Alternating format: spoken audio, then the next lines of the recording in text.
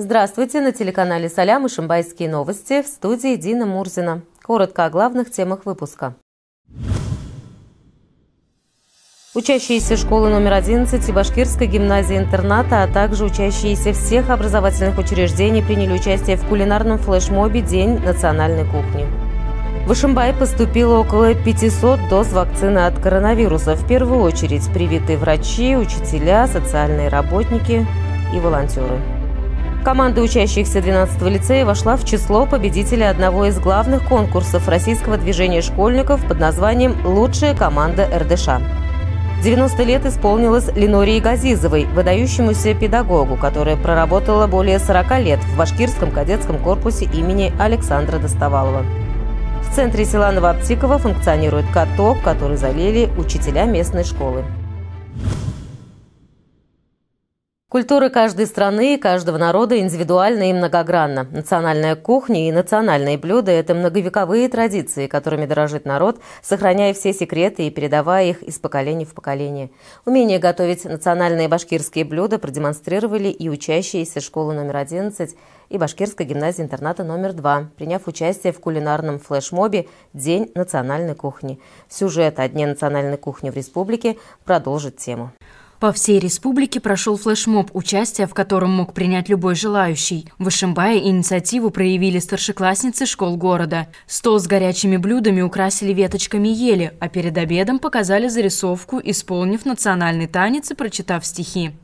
В данном мероприятии мы получили огромное удовольствие, также научились готовить некоторые традиционные блюда башкирской кухни. Помню, как несколько лет назад на уроках технологии нас обучали готовить элементарную лапшу, да, и просто по урокам моей мамы, бабушки. Эти навыки пригодились. Национальная кухня наравне с достопримечательностями является визитной карточкой народа. На уроках технологии девочек учат готовить различные блюда, в том числе и башкирские, которые всегда были гордостью национальной кухни и по сей день остаются украшением праздничного стола. Наши дети принимают участие.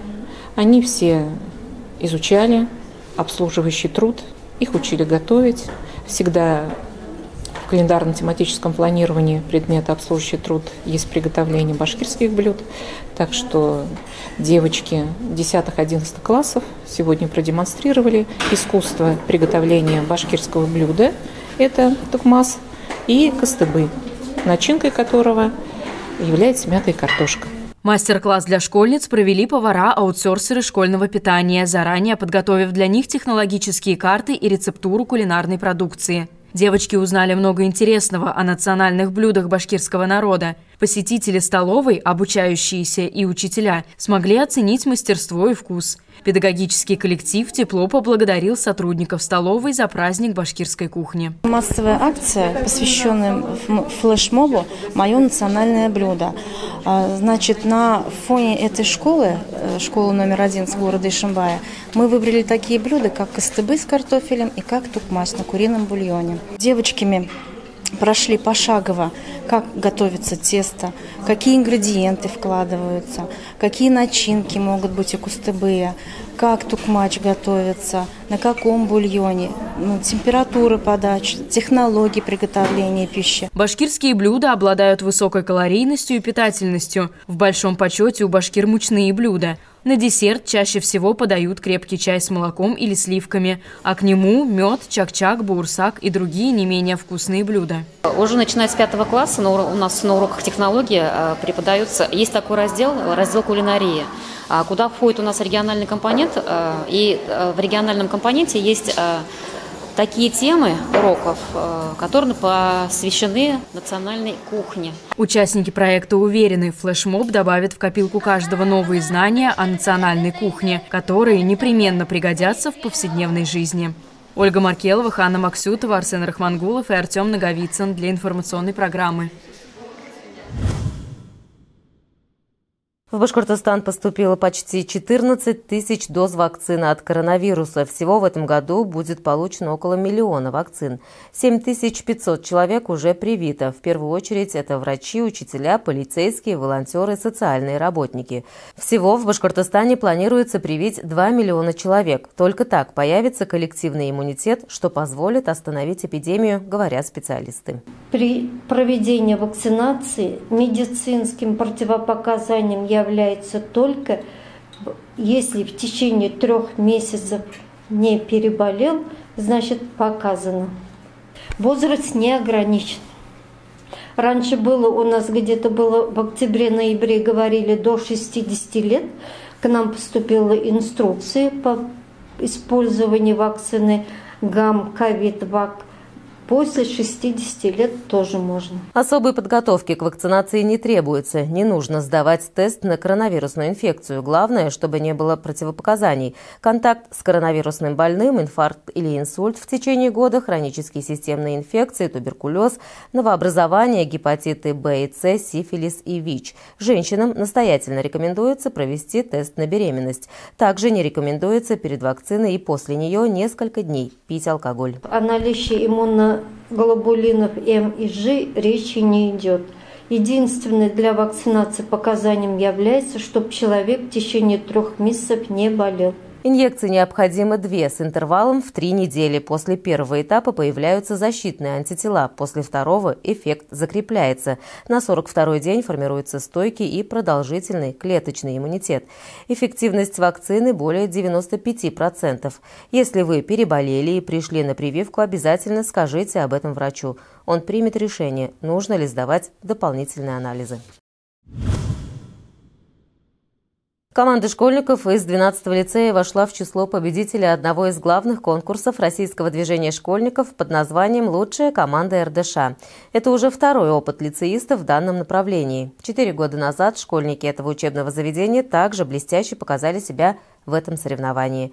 Подробнее смотрите в нашем следующем сюжете. В российском конкурсе «Лучшая команда РДШ» приняли участие лицеисты с 9 по 11 класс. В каждой команде по 5 человек. Упорный труд и старания помогли одержать победу на региональном этапе конкурса, где ребята стали лучшими и вышли в окружной этап соревнований. Здесь учащиеся также проявили себя и заняли почетное 2-е место среди 85 регионов Российской Федерации. Участвовали в различных викторинах, и это было настолько масштабно и волнительно, что вот просто дух захватывал. Мы собирались и с утра, и вечером собирались, придумывали, что-то творили, искали какие-то идеи, писали тизер социальный, делали видеовизитку. И я считаю, что у нас очень хорошая команда, и ребята очень дружные. Один из важных этапов конкурса – показать, как работает команда внутри школы. Каждый ребенок представил и защитил по одному направлению российского движения школьников. Среди них личностное развитие, военно-патриотическое воспитание, гражданская активность, направление масс-медиа. Сначала мы собрали команду, но мы уже точно знали, кто в ней будет, потому что во всех конкурсах мы участвовали вместе раньше, до этого конкурса.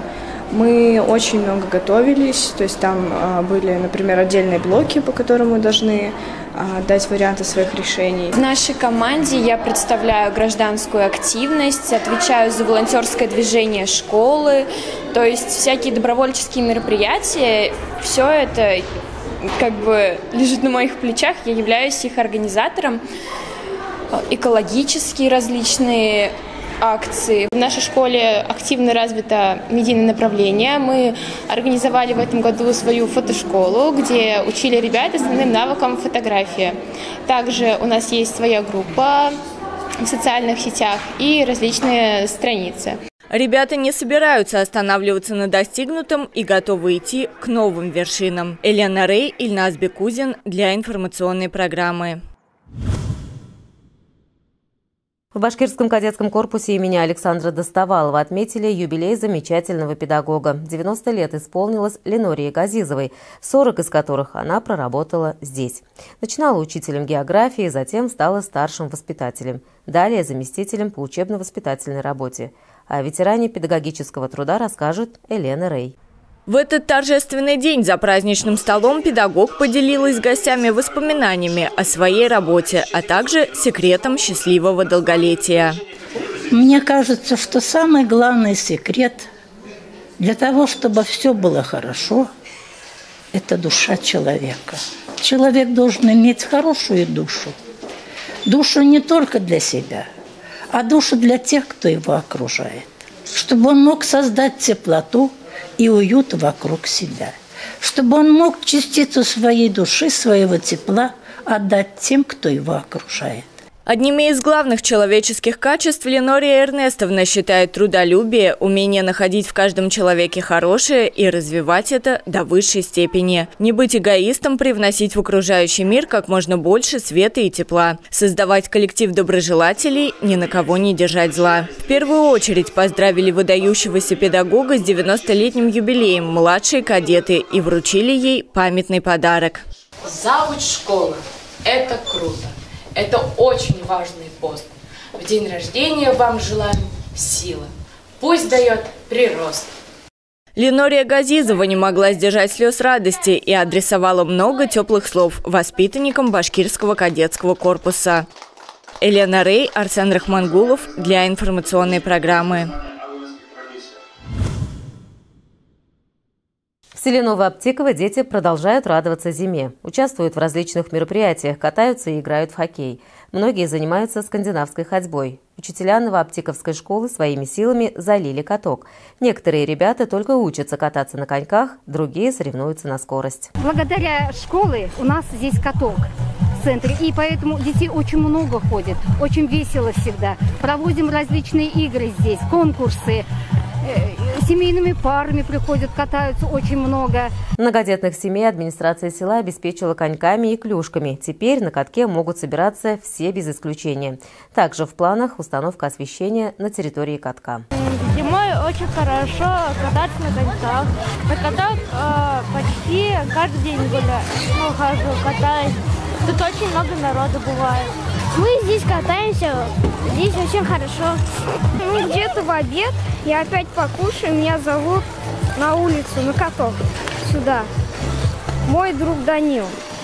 Он мне звонит, и мы идем сюда. Катаемся, играем в хоккей. Это все на сегодня. Берегите себя и своих близких. Всего доброго. До свидания.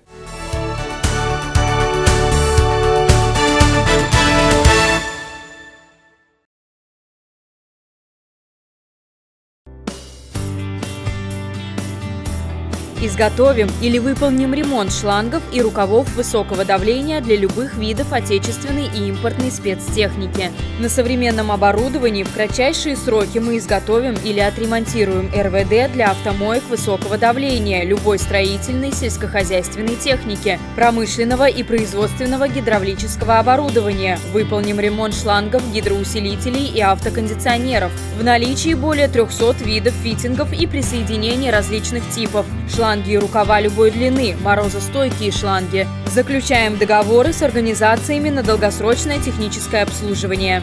Адрес: город Салават, улица Первомайская, 75А. Телефон: 8 917 464 74.